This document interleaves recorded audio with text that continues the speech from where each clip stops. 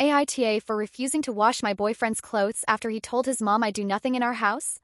I'm a girl, not a servant, so let him do everything himself. I'm a 26-year-old woman and I live with my boyfriend who is 28. We've been together for a little over 3 years now and we've been living together for the past year. I thought we had a good rhythm going. We both work full-time jobs, we split the rent, we go out for dinner sometimes, binge-watch shows on weekends, and for the most part we get along pretty well. But if I'm being brutally honest, there's a growing imbalance that I've been trying to pretend doesn't bother me, until recently. The thing is, while we both technically work the same number of hours, it feels like I'm the one also clocking in for an unpaid second shift every single day. I'm the one who cooks dinner 5 nights a week. I clean the bathroom, vacuum the floors, mop the kitchen, change the cat litter, buy groceries, plan meals, pay the utility bills on time, take our cat to the vet, and even organize our social calendar. I handle the laundry, washing, drying, folding. I know what kind of almond milk he prefers, I refill the Brita, I remember his mom's birthday, and I make sure we don't run out of toilet paper. He, on the other hand, might occasionally take out the trash if I remind him twice. He might rinse his dishes, but more often than not, they're left in the sink for me to deal with. Sometimes he'll vacuum if he's feeling especially generous, but that's about it. I've brought it up multiple times, gently, not so gently, in frustration, in calm tones. Each time he gives me that sheepish smile and says, "I'll try to do more." Sometimes he'll make a token effort for a day or two, like wiping the counter or tossing in a load of laundry that I still end up folding. But it never lasts.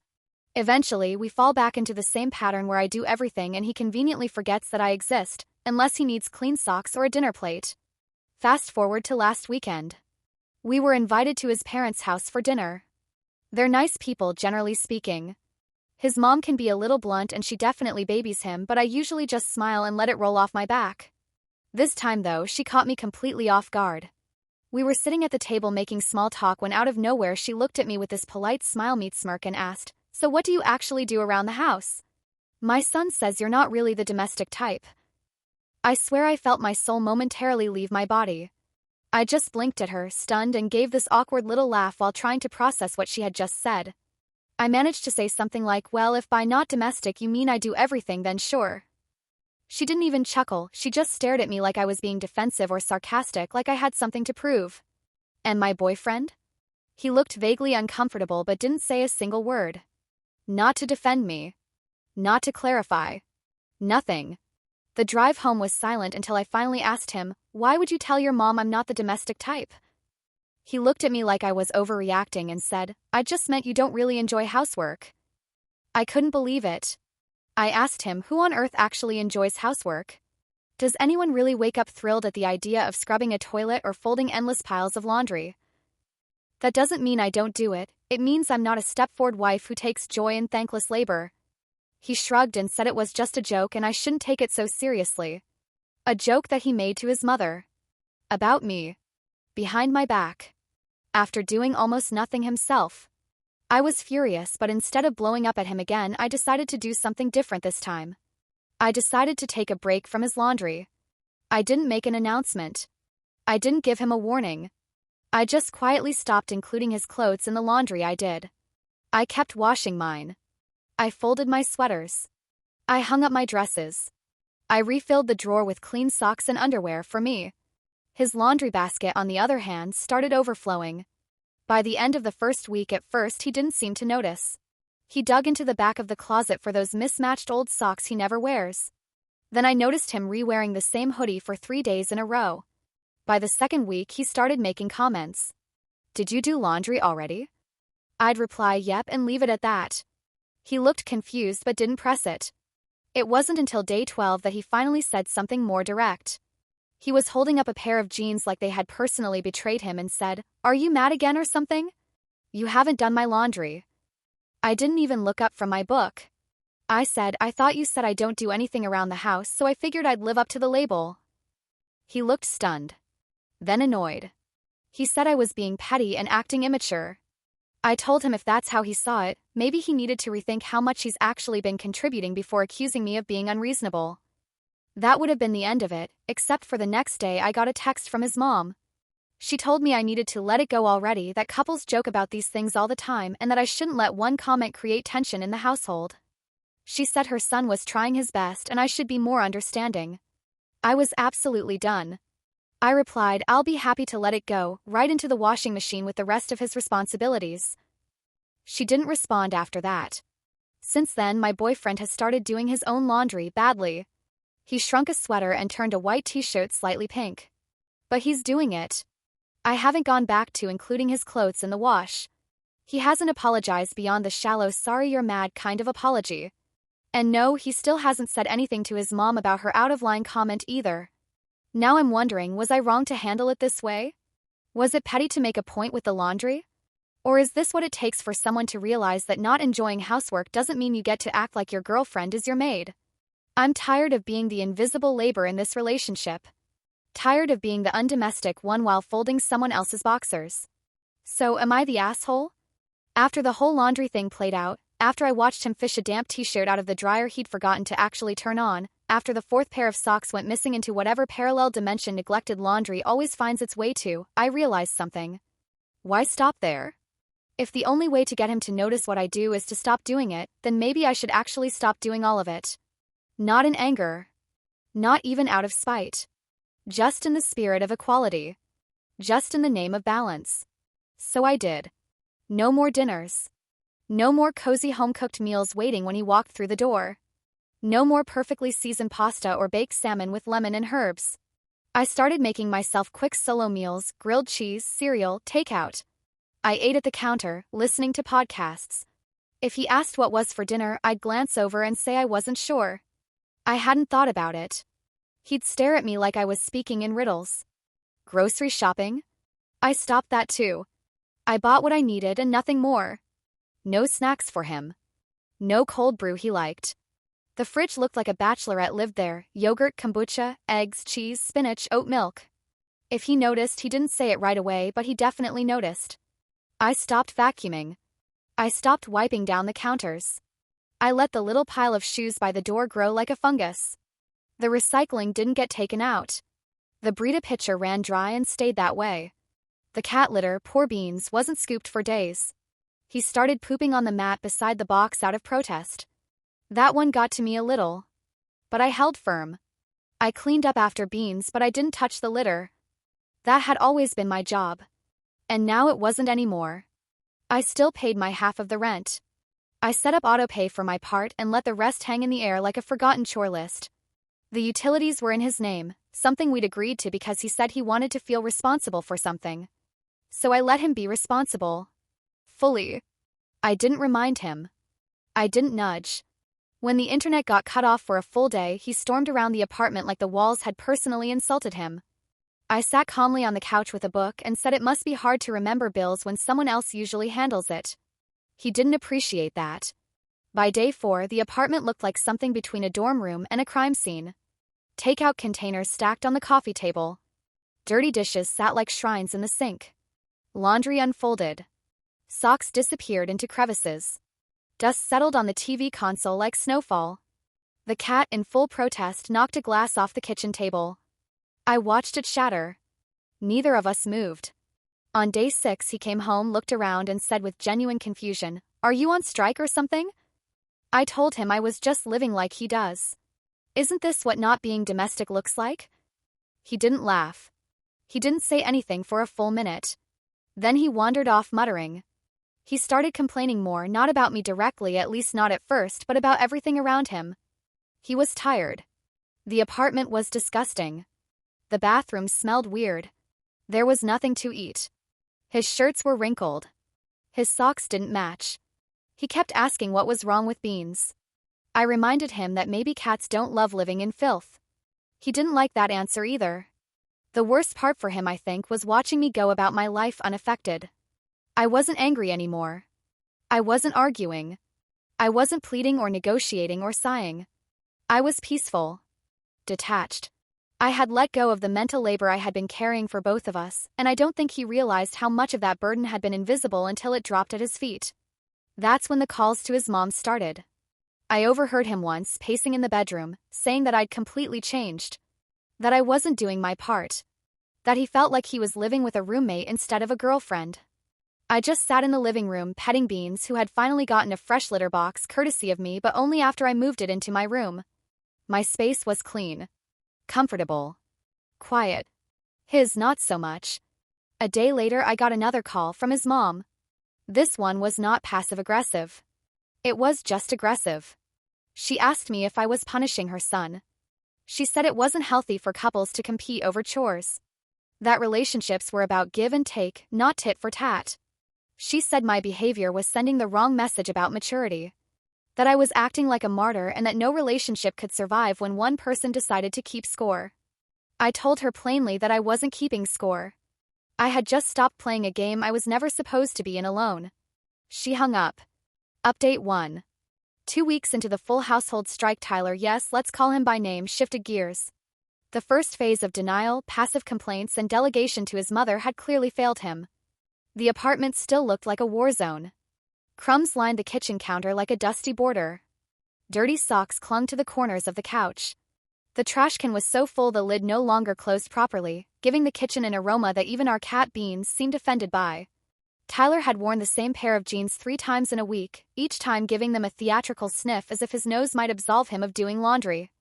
And I had yet to make a single dinner that wasn't exclusively for myself. The invisible workload I used to carry now sat fully visible, unapologetically sprawled across our shared home like a toddler mid-tantrum. So he decided to try something new, polite asking. At first, it was hesitant. Experimental. A soft voice and a gentle tilt of the head. He asked if I could make dinner one night because he'd had a long day, as though my days were air and free of gravity. I told him that I had too, and that he was welcome to cook or order something. But I was off the clock. The look he gave me was one I'll never forget, not angry, not even disappointed, just stunned. It was the face of someone realizing that a service they had silently come to expect as part of the scenery was not actually guaranteed. Like discovering that the sun doesn't rise on command. That night he attempted to make frozen chicken nuggets. And I say attempted because half came out blackened, shriveled, and crunchy in the worst way, and the other half were soft and pale with the internal temperature of a haunted cave.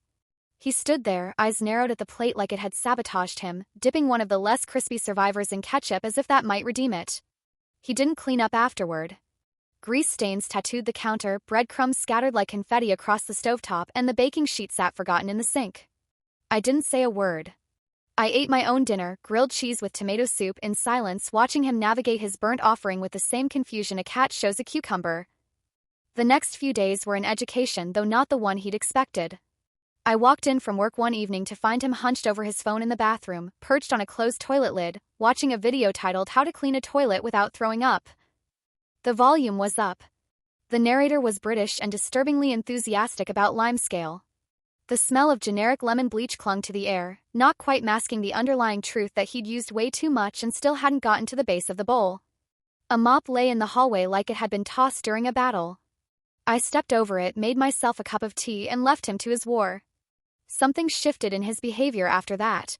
Not a dramatic transformation, nothing worthy of a montage, but a noticeable change in the way he moved through the apartment. He started shadowing me as I went about cleaning up after myself. Not intrusively, not accusingly, but curiously, like someone watching a magician pull a coin from behind an ear trying to figure out where the trick was. I'd rinse out a pan and he'd hover a few steps back, eyeing the sponge like it was a foreign tool. I saw him squinting at the vacuum cleaner once, trying to identify which button did what, like it was a cursed artifact. He didn't ask for help. He just observed, soaking in years of unnoticed routine like a latecomer to a class he didn't know he was enrolled in. Eventually, I realized I needed to speak plainly before the lesson lost momentum. I sat him down. No theatrics. No sarcasm. Just clarity. I told him I was his girlfriend, not his maid. That if we were going to live together, we needed to live together, as in jointly participate in the reality of daily life. That meant splitting the work, not this vague, half-hearted I'll-do-it-later version of sharing, but actual effort. I laid it out. I was tired of being the only one who noticed when the trash was full. Who remembered we were out of dish soap? Who washed the sheets? Who scraped the cat's vomit off the hallway rug without fanfare? I told him it was not heroic to do nothing and expect applause when you load a dishwasher once a month. He didn't take it well. He immediately jumped into defense mode, saying he wasn't good at this stuff, that he'd never had to worry about it before. I told him that was exactly the problem.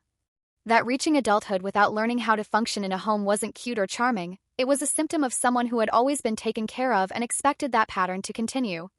I reminded him that incompetence isn't a shield. That not knowing how to do something is fine when you're learning, but not when you use it as a lifelong excuse to make someone else do it for you. The conversation spiraled into an argument. He accused me of being cold, of keeping score, of changing. I told him I hadn't changed. I just stopped over-functioning.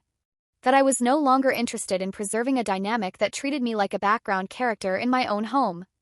He sulked for a few days, passive-aggressive sighs, extra noise when loading the microwave, pointed remarks about how some people just love cleaning. There were moments where I wondered if we'd make it through. For a while it felt like we were trapped in a stalemate. He would stack the dishes but not wash them. He would move the laundry from the washer to the dryer but not fold it. Half attempts. Little guilt-soaked gestures that meant well but didn't mean much. Then, slowly, quietly, something shifted again.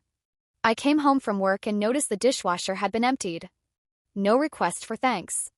No mention of it at all. Later that night, I heard the distant hum of the vacuum from the bedroom. I walked out to find him slowly pushing it across the living room. He missed corners. Left streaks. But he was trying. He took out the trash without being asked. He replaced the bag. He scooped the cat litter and didn't make a single exaggerated gagging noise. There were subtle signs of change. A fresh sponge by the sink. An unwrinkled shirt on a hanger. A pack of sponges and trash bags in a grocery bag on the counter, items I hadn't purchased. One night I opened the door and for the first time in weeks the apartment didn't feel like a neglected dorm room. It wasn't perfect. But it smelled clean. There was music playing from his phone on the kitchen windowsill. Tyler stood at the stove stirring something in a pan with the stiff posture of someone following steps carefully. He glanced over when I walked in and said it was just chicken and rice. He had made a batch for the week. He portioned it out. He had watched a video to learn how to do it properly. He didn't expect praise. He didn't ask for validation. He just said it wasn't great, but it was a start. Baby steps. Update 2. It's been a month since the great domestic strike began and the dust, both literal and metaphorical, has finally settled. And things are different. Tangibly, undeniably different. Not perfect. There are still socks that mysteriously vanish and trash bags that stretch a little too full before getting taken out. But there is a noticeable shift in the air. In our routines. In how we exist together. Tyler does the laundry now. Not just his own but mine too. Without me asking. Without a huff or a martyr sigh. He knows how to separate lights and darks, which cycle to use for delicates, and that my wool sweater doesn't belong anywhere near the dryer. He folds the clothes, stacks them neatly on the bed, and even hangs my blouses. I walked in last week to find him holding a pair of my leggings like they were made of parchment, carefully smoothing the fabric before folding. It was such a simple thing, but I nearly teared up. Not because he folded pants, but because he noticed they needed folding and did it without me even being in the room. We've started alternating dinners, one cooks, the other cleans up. It's become less of a system and more of a rhythm. Sometimes we cook together, standing shoulder to shoulder at the stove, bumping hips and tasting sauces off wooden spoons. Other times, one of us orders takeout and lights a candle anyway just to make it feel like we tried. The point is, the labor feels shared now. Not expected. Not invisible. We sat down one Sunday morning with coffee and made a shared to-do list for the week. Nothing fancy, just a whiteboard on the fridge and a couple of dry erase markers. But it's become a silent agreement between us. Whoever walks by checks it. Adds to it. Erases a task when it's done. It's basic. And completely revolutionary. He even offered to manage the grocery list, downloaded the shared app, synced it to our calendar, and updates it without prompting. The first time I heard him say, "We're out of almond milk, I'll grab some after work," I nearly dropped the spoon in my cereal. It wasn't the almond milk itself, obviously. It was the awareness, the participation, the understanding that household management is made up of dozens of small, unseen, unthanked decisions and that I no longer have to make all of them alone. There was also an apology, a real one, not a half-hearted "I guess I messed up" mumbled into the ether, but a proper acknowledgement. One night over a dinner he'd cooked, grilled chicken and roasted vegetables with the tiniest bit of burn on the carrots, but he tried. He looked at me and said he hadn't realized how much I was doing until he had to do it. That he had taken it for granted. That he was sorry. He said he hadn't meant to be dismissive, but he had been. And then, in a moment I never expected to witness, he admitted that what he told his mom wasn't fair. That I wasn't undomestic. That I'd been carrying the weight of two people without complaint, and he had the nerve to turn that into a punchline. And he told her on his own without prompting. He told his mother the truth. That I had been managing nearly everything and he had coasted on the comfort of not needing to learn. That her comment at dinner wasn't just out of line, it was rooted in a version of events that was never real. He told her I had been doing most of the work and he had failed to see it. She hasn't called me since. No passive-aggressive texts. No concerned check-ins. Just silence. And I'm okay with that. The atmosphere in our home has changed. We still joke around, watch bad reality shows together, argue about which Trader Joe's snacks are superior. But there's an underlying current now that wasn't there before: mutual effort, mutual respect. We each take up space in the relationship, but we also carry weight. He doesn't wait for messes to clean themselves anymore. He doesn't wait for me to notice what needs doing. He looks. He does. He participates. We're in a new rhythm. Not a perfect one, not one where we get gold stars for every completed chore. But one where I don't feel like I'm screaming into the void every time I ask for help. One where I'm not the manager of our life while he drifts through it like a guest with a generous host. And yes, I know it might sound petty to some that it took a laundry strike and a full-on household shutdown to get us here. That I had to stop doing everything just to prove I had been doing everything. But I don't regret it. I don't regret letting the dishes pile up. I don't regret the awkward silences or the toilet scrubbing tutorials or the burnt nuggets. Because through that mess he finally saw the truth I had been carrying on my back every day, that domestic labor is real, relentless, and too often invisible. I'm not the I'm just anymore. I'm just done accepting the bare minimum, and thankfully he's finally stepping up. Share your thoughts below in the comments section. Please don't forget to like and subscribe.